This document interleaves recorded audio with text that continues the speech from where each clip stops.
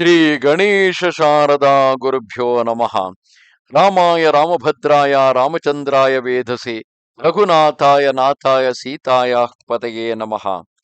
Welcome to all for this session on Ramayana to chapter 117 of Yuddha Kanda.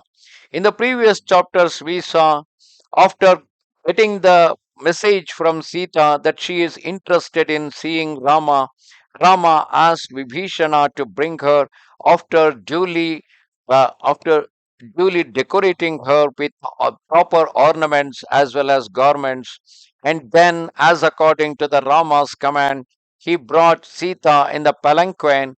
However, Rama ordered her to get down from the palanquin and walk amid all the warriors who fought for her liberty, and then meet her in a public meeting amid thousands of warriors gathering around Rama.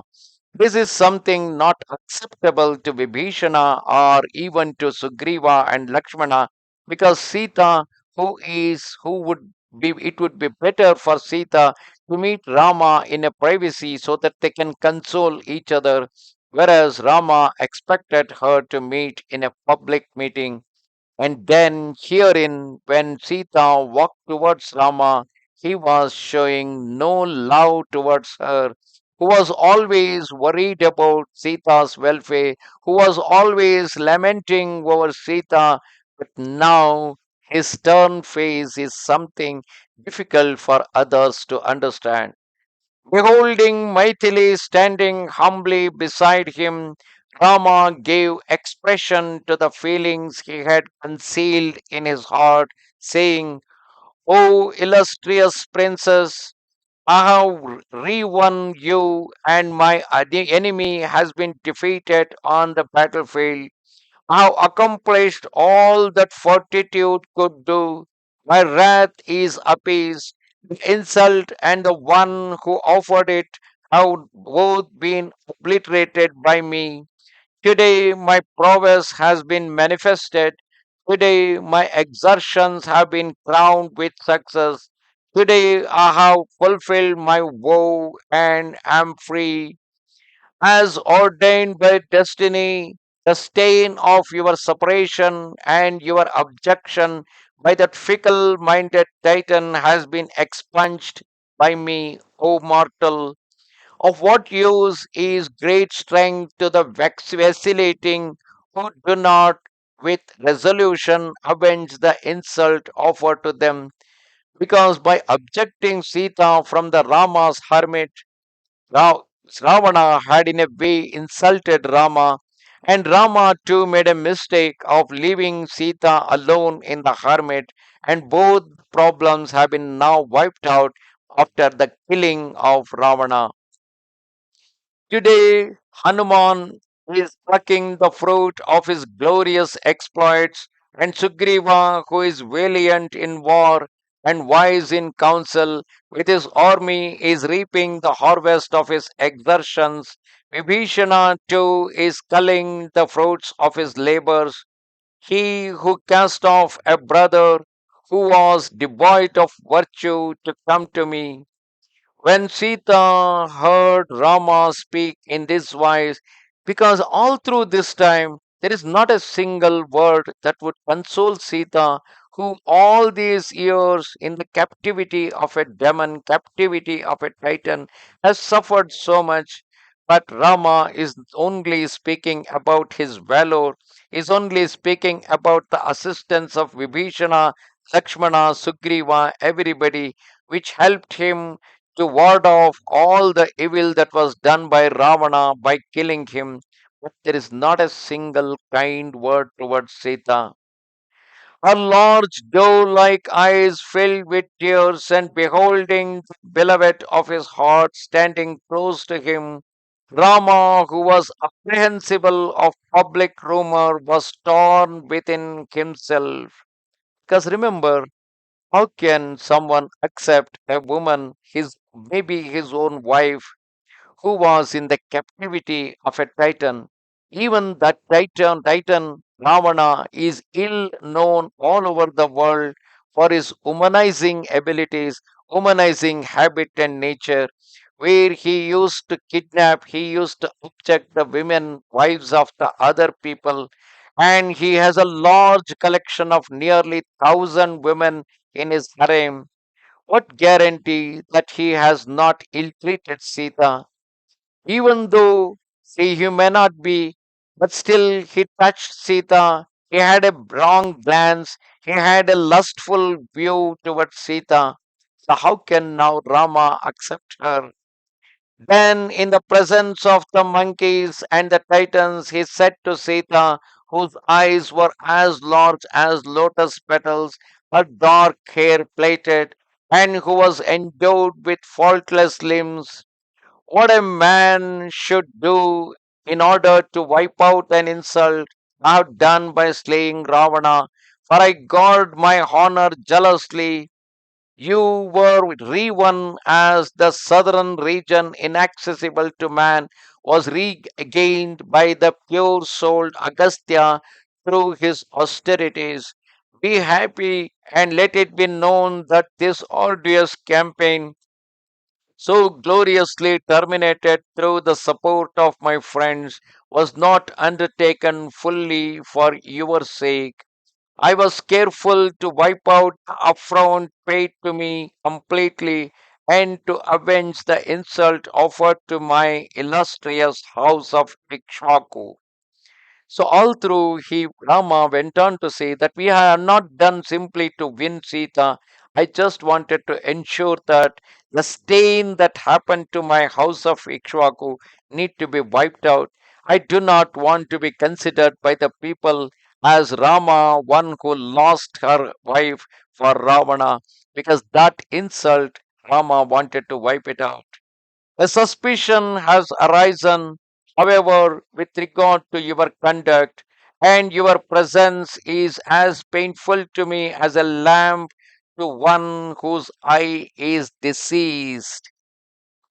Henceforth, go wherever it pleases you.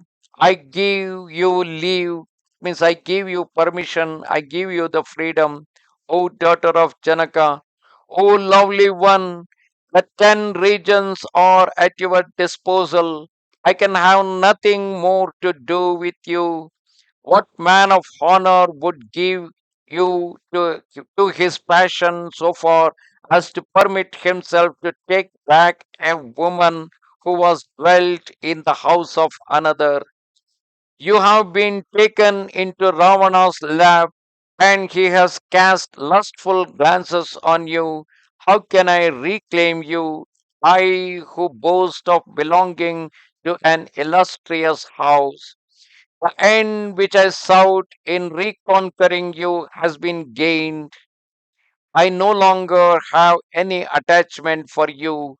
Go wherever you desire. This is the outcome of my reflections. O lovely one, you may turn to Lakshmana or Bharata or Shatrughna or Sugriva or even the Titan Vibhishana. Make your own choice. O Sita, as it pleases you the best. Assuredly, Ravana, beholding you ravishing and celestial beauty, will not have respected your person during the time that you did dwell in his abode. What more is required for a woman, as such a sensitive woman like Sita, to get insulted by her own husband? But this insult also has a reason behind it. Rama basically is not of the nature to insult any woman, leave his own wife. Rama was of the nature to treat every woman in the world as his own mother. It goes on to say during the Ayodhya Kanda and the Balakanda that Rama used to treat on whoever Dasharatha is having a lustful eye, because Dasharatha himself is credited to have 300 wives. So if Dasharatha has a lustful eye on any woman, Rama used to treat her as his own mother, equal to his mother. Such is the nature of Rama. But even then, why against his nature he is trying to insult his own consort here? But remember, If he do not insult his consort, then the world will not never remain silent. For a woman who remained in the house of a very ill-known titan like Ravana for more than 11 months, what the world will going to speak about her? They will going to speak with a lustful tongue all kind of words. If not in front of her, they may speak about it or whispering about it among themselves. And even that it will never be bearable to Sita, because Sita is such a sensitive woman, and Rama being her husband, being a husband, someone who is in love, is not simply about taking possessive or being possessiveness towards the woman. Protection doesn't means only the physical protection, but also protect her individuality and protect her feelings too. Here, Rama knows the chastity of Sita. Rama knows the heart of Sita. Rama knows that Sita will not even for a second will think about anybody else other than Rama, because they were together for more than 12 years in Ayodhya before they let themselves to enter into the forest. And even on entering the forest, for the first 10 years, they were together. So for nearly 22 years, 25 years, they were together before Ravana objected her. So they knew each other very well. But what the world know about Sita? They only simply know how exactly to put a blame on a woman for every mistake committed by a man. Whenever a man commits a mistake, whenever a man rapes a woman, people do not object that man. They always put the blame on the woman, saying that she is attractive enough to get raped. This is the mentality of the paternalistic society of ours, or the male chauvinists of the in our society. And now, in order to protect Sita, now it was essential, because all those 1,000 warriors who are encircling Rama, instead of looking lustfully at Sita, because she dwelt herself in the house of Ravana for nearly 11 months, instead of looking at her with their ill eye, they suddenly turned their attention towards Rama with lot of anger, because he is insulting that woman in public. And even for the people who are reading Ramayana or listening to Ramayana, they also now can never have such kind of a lustful feelings or can have such kind of a ill feelings towards Sita, because all their anger is directed towards Rama. So Rama wanted to get himself in the position of a villain in the eyes of people in order to protect Sita from any kind of the ill feelings, because with such ill words, Sita certainly will move towards proving her chastity. Remember, these very words are itself is like burning herself in a fire, and then in the next chapter we will see her literally put herself into the fire to prove her chastity. On this, that noble lady, worth of being addressed in sweet words, hearing that harsh word speech from her beloved lord, who for long had surrounded her with every homage, wept bitterly, and she resembled a creeper that has been torn away by the trunk of a great elephant. Thus come to the end chapter 117 of Yuddha Kanda in Ramayana.